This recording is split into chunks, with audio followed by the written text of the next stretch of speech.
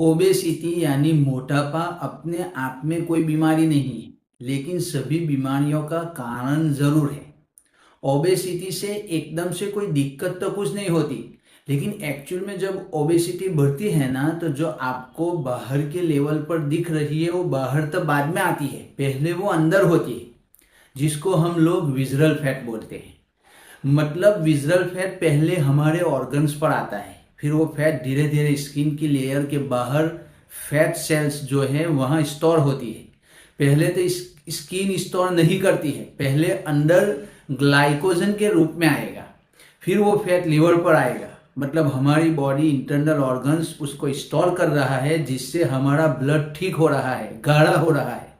अब यही कारण बनता है धीरे धीरे हमारे हार्ट डिजीज का, हमारे ब्लॉकेज का, हमारे स्ट्रोक का, हमारी डायबिटीज का, हमारे टॉक्सिन्स के बॉडी में बिल्डअप का, फिर वो लीवर पर आएगा, फिर वो फैटी लीवर बनेगा। तो दोस्तों, हमें विजरल फैट कम करने की बहुत ज़रूरत है।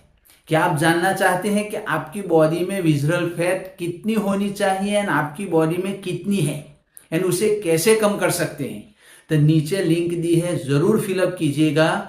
जो भी लिंक फिलअप करेगा उसको मैं डिटेल में बताऊंगा कि आप किस तरीके से, कैसे हमारी कम्युनिटी में जुड़कर आप विजरल फैट कम कर सकते हैं। Thank you so much.